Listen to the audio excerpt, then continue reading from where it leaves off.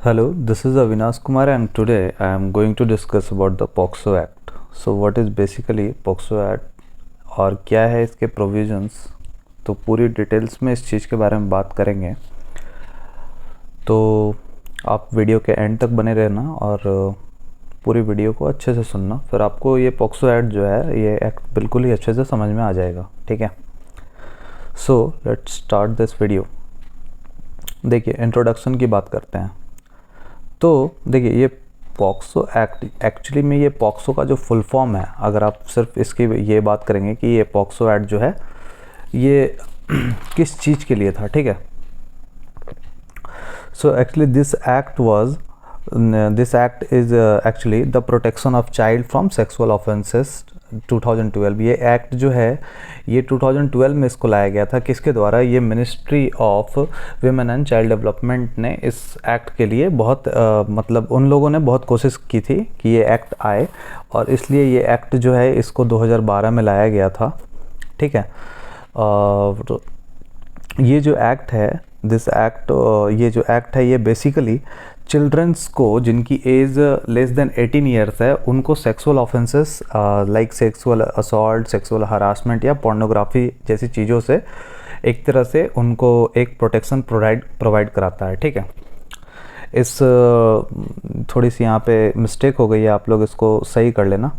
तो एक्चुअली में ये जो मैंने सेक्शन गलती से यहाँ पे ये जो 46 है, तो ये एक्चुअली टोटल 46 सेक्शन इसके अंदर जैसे आप आईपीसी वगैरह में जो सेक्शन होते हैं तो उसी तरह से इसके अंदर भी टोटल 46 सेक्शंस हैं। ठीक है, और वो डिफरेंट चीज़ों को डिफ़ाइन करते हैं, लाइक जो पनिशमेंट किस चीज़ के लिए क्या पनिशमेंट होनी चाहिए, और इसमें ये भी डिफ़ाइन किया गया है कि व्हाट अ चाइल्ड इज़, किसको एक चाइल्ड कहा जाएगा। इस चीज़ की डेफिनेशन भी इसके वो 46 में से एक सेक्शन में ये गिवन है। ठीक है, तो जैसा कि मैंने आपको बता दिया कि जो भी a person whose age is below 18 years, तो वो व्यक्ति जो है, वो बच्चा जो है, उसको हम चाइल्ड के कैटेगरी में रखेंगे। ठीक है, so this is all about according to this POCSO act. ठीक है, तो ये यहाँ पे गिवन भी है, the definition of the child has been given as any person below the age of 18। Okay, so ये जो है ये जो पॉक्सो एक्ट है ये बेसिकली ये चिल्ड्रंस को प्रोटेक्ट करने के लिए एक एक्ट है। जैसे मान के चलिए कि, और हाँ एक और चीज़, इस पे जो जितने भी स्टेजेस पे जो जुडिशियल प्रोसेसेस होते हैं, तो लाइक जो अदर जो जुडिशियल प्रोसेसेस होते हैं उसकी तरह इसका प्रोसेस नहीं किया जाता है। यहाँ पे बच्चों को एक प्रॉपर इन्वायरमेंट दिया जाता है। मतलब ये कम्प्लीटली डिपेंड करेगा कि बच्चे जो है उस चीज़ के बारे में, सपोज़ कि कोई बयान ही लेना हो तो उसके लिए वैसा इन्वायरमेंट क्रिएट होना चाहिए जिसमें बच्चे को किसी तरह की मेंटल हरासमेंट से ना गुजरना पड़े। दूसरी चीज़, जो असॉल्टर होता है उसके साथ कभी विक्टिम का कोई कांटेक्ट ना हो, इस चीज़ का पूरा ख्याल रखा जाता है। ठीक है, तो ये सब कुछ चीज़ें हैं जिसको कंसिडर करके ही ये जो है प्रोसेस, जो जुडिशियल प्रोसेस होता है, इसको कंप्लीट किया जाता है। नेक्स्ट, ये मैंने आपको ये स्लाइड, नेक्स्ट स्लाइड पे आता है। देखिए, एक छोटी सी केस स्टडी है। ये केस स्टडी इसलिए है, मैं आपको इसके पहले बता देता हूँ अभी न्यूज़ में ये क्यों था। न्यूज़ में इसलिए था कि रिसेंट 2000 आई थिंक 18 या 19 के टाइम में 19 में बॉम्बे हाई कोर्ट का एक वर्डिक्ट आया था, जिसके अंदर एक असॉल्ट एक व्यक्ति को इस वजह से छोड़ दिया गया। मतलब वो पॉक्सो एक्ट के अंदर में बॉम्बे जो हाई कोर्ट है उनके हिसाब से स्किन टू स्किन कांटेक्ट जो है वो पॉक्सो एक्ट के अंदर वो केस नहीं आएगा। ठीक है, तो ऐसा है नहीं। देखिए, बहुत मतलब अभी क्या है, सुप्रीम कोर्ट ने इस चीज़ को खारिज कर दिया है, तो मैं अब आऊँगा उस चीज़ के ऊपर भी।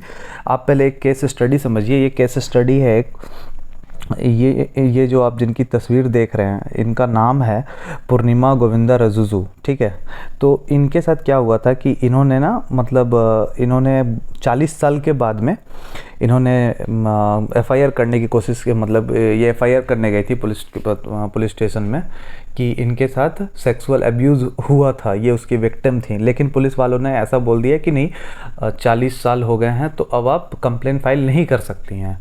तो इसके बाद इन्होंने एक ऑनलाइन कैंपेन स्टार्ट किया जिसके बाद में इनको बहुत ज़्यादा सपोर्ट मिला, और सपोर्ट के बाद में तो जो union ministry of law and justice था उन्होंने क्लैरिफाई किया कि पॉक्सो के केसेस में कोई लिमिटेशंस नहीं होती है, लाइक अदर जो केसेस होते हैं जैसे मर्डर केसेस होते हैं या कोई भी अदर केसेस, उसके जैसे इसके अंदर कोई लिमिटेशंस नहीं है कि आपको ये 2 साल के अंदर ही कंप्लेन लॉन्च करनी है या 3 साल के अंदर, ये आप कभी भी कर सकते हैं। बट अब एक चीज़ आपके दिमाग में आ रही होगी कि पॉक्सो एक्ट जो है ये 2012 में आई थी, तो उन केसेस का क्या, क्योंकि 2012 से पहले भी बहुत सारे केसेस ऑलरेडी हो चुके हैं इंडिया में, तो 2012 से जो पहले के केसेस हैं उनके साथ क्या होगा।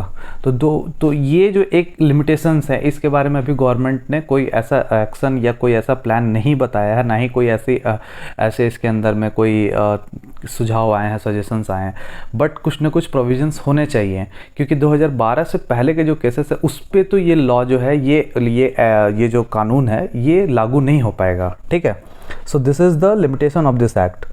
नाउ अब हम बात करते हैं पॉक्सो अमेंडमेंट बिल 2019। ये बेसिकली ये जो पॉक्सो एक्ट 2012 था उसके अंदर कुछ अमेंडमेंट किए गए हैं, तो उसके बारे में ये बात करता है। ठीक है, इसके बारे में आप पूरी डिटेल जानने से पहले आप एक छोटी सी चीज़ समझिए।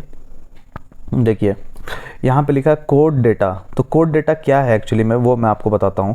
तो ये कुछ आपको ऐसे डेटाज तो वैसे आपको बहुत सारे मिल जाएंगे, और मैंने कुछ डेटाज भी आपको खुद से प्रोवाइड करवाए हैं कुछ अलग चीज़ों से रिलेटेड। तो देखिए कोड डेटा मतलब ये क्या है कि जनवरी से मतलब ये 2019 में जनवरी टू जून के बीच में टोटल 24,212 FIR जो हैं वो कंप्लेन हुए थे रिलेटेड टू पॉक्सो एक्ट। ठीक है, बट ये पॉक्सो मतलब ये जो केसेस थे, और दूसरा जो ये केस स्टडी बता मतलब ये कोड डेटा क्या बता रहा है, according to national crime records bureau data of 2016 the conviction rate in POCSO cases is 29.6%। मतलब जितने भी लोग मतलब 50% भी नहीं है, कन्विक्शन रेट जो है काफ़ी कम है। ठीक है, और इवन जो पॉक्सो रेट में जो टाइम लिमिटेशंस बताए गए हैं वो 2 महीने का ट्रायल्स कंप्लीट, 2 महीने में ट्रायल पूरा कंप्लीट हो जाना चाहिए, उसको भी बहुत ज़्यादा एक्सीड कर जाता है। ये कहीं कहीं पे यूपी में एक ये हैं पॉलिटिशियन हैं, उनके ऊपर पॉक्सो एक्ट के अंतर्गत एक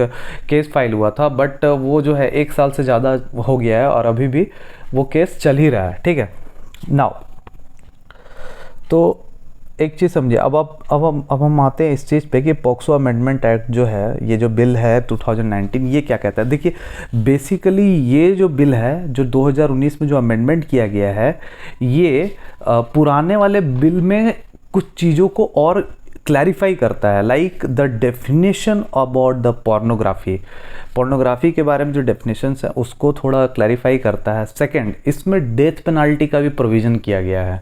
डेथ पेनाल्टी का प्रोविज़न कहाँ किया गया है वो मैं आपको आगे के स्लाइड्स में बता दूंगा। एंड थर्ड वन इज़ कि इसमें थोड़े से जो पनिशमेंट जो थे उनके ड्यूरेशंस को भी बढ़ाया गया है। ठीक है, तो ये 3 कुछ चीज़ें ऐसी हैं जो इस नए अमेंडमेंट के द्वारा लाया गया है इसके अंदर। ठीक है, अब आपको ये तो पता है कि जो आईपीसी जो हमारा इंडियन पेनल कोड है उसके सेक्शन 302 में डेथ पेनल्टी है फॉर मर्डर केसेस। उसके लिए भी देखिए क्या है कि अभी रेयर टू रेयरेस्ट केस में ही डेथ पेनल्टी का प्रोविज़न ऐसा रखा गया है। मतलब मर्डर केस में भी ऐसा नहीं है, आपको लाइफ टाइम इम्प्रिजमेंट तो मिलेगी, लेकिन मर्डर केस में ज़रूरी नहीं है कि किसी व्यक्ति को मर्डर अगर उसने कर ही दिया तो उसको आप डेथ पेनल्टी ही होगी। ठीक है, ये रेयर टू रेयरेस्ट केस में होता है कि उसको डेथ पेनल्टी दी जाती है।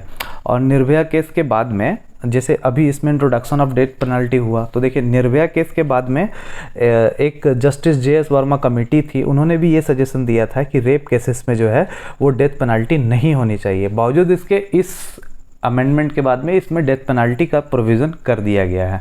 ठीक है, अब बात करते हैं पॉक्सो एक्ट 2019 के जो मेन प्रोविजंस हैं उसके बारे में बात करते हैं। तो देखिए इसमें सबसे पहले तो आपको डिफाइन किया गया है what is sexual assault, what is penetrative sexual assault and what is aggravated penetrative sexual assault. ये 3 चीज़ों के बारे में आपको मतलब थोड़ी सी डिटेल्स में आपको जानना चाहिए, इसलिए मैंने इसको मेंशन कर दिया है। ठीक है, ऐसे तो ये और भी क्लैरिफाई करता है पोर्नोग्राफिक्स के मीनिंग को भी, बट आपको ये 3 चीज़ के बारे में आपको बेसिकली जानना चाहिए। मैं आपको पोर्नोग्राफी वाला अभी बता देता हूँ।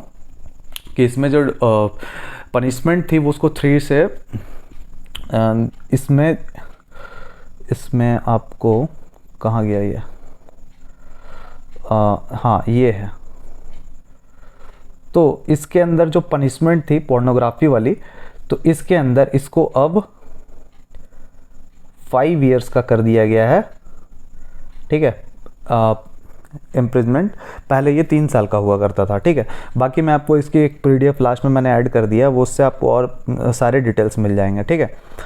अब देखिए मैं बात करता हूँ पेनिट्रेटिव सेक्सुअल असॉल्ट की। कैसे जो असॉल्ट सेक्सुअल, 2 तरह के सेक्सुअल असॉल्ट यहाँ पे बेसिकली 3 तरह के हो गए। एक तो सेक्सुअल असॉल्ट, तो सेक्सुअल असॉल्ट ऐसे असॉल्ट जिसमें आप समझ रहे हैं, मतलब कोई ऐसा फिजिकल कांटेक्ट नहीं हुआ हो, like insertion of sexual organs, आप ऐसा समझिए, इंसर्शन नहीं हुआ हो, वैसे केसेस को हम बोलेंगे नॉर्मल सेक्सुअल असॉल्ट, ठीक है।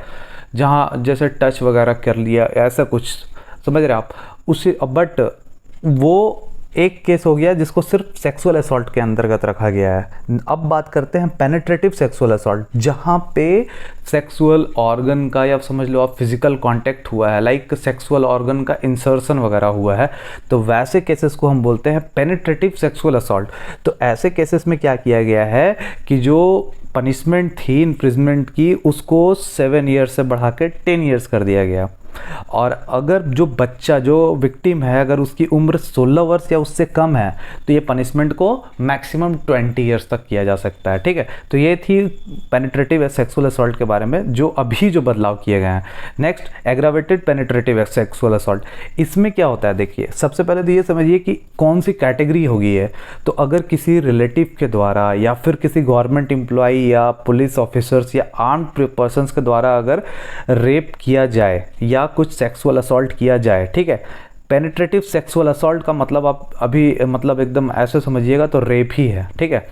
तो अगर ऐसा कुछ होता है, या फिर ऐसे सेक्सुअल असॉल्ट का कंसिक्वेंस ये हो जाए कि उस बच्चे का सेक्स ऑर्गन में कुछ इंजरी हो जाए, ठीक है, या वो बच्चा प्रेग्नेंट हो जाए, क्लियर है, या वो बच्चा प्रेग्नेंट हो जाए, तो ऐसे केसेस को हम लोग एग्रावेटेड पेनिट्रेटिव सेक्सुअल असॉल्ट के केस के अंदर में रखा जाएगा, ठीक है। और इसमें 2 और नए चीज़ ऐड किए गए हैं। The first one is assault, देख लीजिए आप यहाँ पर ध्यान से मैं अंडरलाइन कर दे रहा हूँ, assault resulting in death of child. अगर असॉल्ट जो है उसका रिजल्ट ऐसा हो जाए कि बच्चे की मौत हो जाए, या फिर किसी नेचुरल कैलामिटी के दौरान जो असॉल्ट किए जा रहे हैं, जैसे अभी बद्रीनाथ, वो केदारनाथ के अंदर जो हुआ था कुछ दिनों पहले, तो उसमें ऐसा पता चला कि बहुत सारे बच्चों के साथ में सेक्सुअल असॉल्ट किए गए। तो ऐसे केसेस को भी एग्रावेटेड पेनिट्रेटिव सेक्सुअल असॉल्ट के अंडर ही रखा जाएगा, ठीक है। और ऐसे केसेस में जो मिनिमम पनिशमेंट है उसको भी 10 ईयर्स से 20 ईयर्स तक बढ़ा दिया गया इस नए अमेंडमेंट के बाद। दूसरी चीज़ क्या है, इसी एक्ट में इसी एग्रावेटेड पेनिट्रेटिव सेक्सुअल असॉल्ट वाले केसेस में डेथ पेनल्टी का प्रोविज़न किया गया है। तो इसी चीज़ के लिए देखिए मैंने आपको बताया कि जो नया क्या इंट्रोड्यूस किया गया है इस अमेंडमेंट के बाद, तो ये जो डेथ पेनल्टी है वो एग्रावेटेड पेनिट्रेटिव सेक्सुअल असॉल्ट के केसेस में किया गया है। सो ये पूरी जो वीडियो थी, ये पूरा वीडियो आप समझ सकते हैं कि मैंने मतलब ये मोर देन सफिशिएंट है, आपको इससे ज़्यादा जानने की ज़रूरत अभी फ़िलहाल नहीं है पॉक्सो एक्ट के बारे में। तो मैंने जितना कुछ मुझे लगा कि हाँ इम्पॉर्टेंट होगा वो मैंने डाल दिया है। और इसके साथ में आप देख लीजिए कि यहाँ पे एग्रावेटेड पेनिट्रेटिव सेक्सुअल असॉल्ट के मैंने बता दिए हैं कि कौन कौन से केसेस के किस केसेस में ये एग्रावेटेड पेनिट्रेटिव सेक्सुअल असॉल्ट माना जाएगा।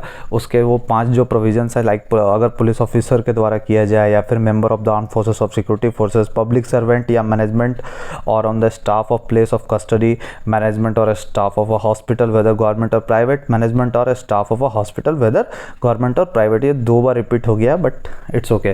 तो ये जो चीज़ें हैं ये आप समझ सकते हैं। और ये लास्ट में मैंने एक और चीज़ ऐड कर दिया है, अगर आपको पूरी डिटेल चाहिए होगी कि कौन से जो क्या क्या पनिशमेंट्स हैं जो गिवन है, तो ये जो है पूरे पनिशमेंट की लिस्ट है, जो 2012 में क्या क्या प्रोविजंस है और 2019 में क्या बिल के अंदर जो चेंजिंग लाया गया है। तो ये सारी चीज़ें जो है ये आपको पीडीएफ फॉर्म में भी मिल जाएंगी, तो आप वीडियो के डिस्क्रिप्शन लिंक में जा करके इसके पूरे पीडीएफ को डाउनलोड भी कर सकते हैं। ठीक है, चलिए फिर स्टे ट्यून्ड और मिलते हैं जल्दी अपने नए वीडियो के साथ। Thank you.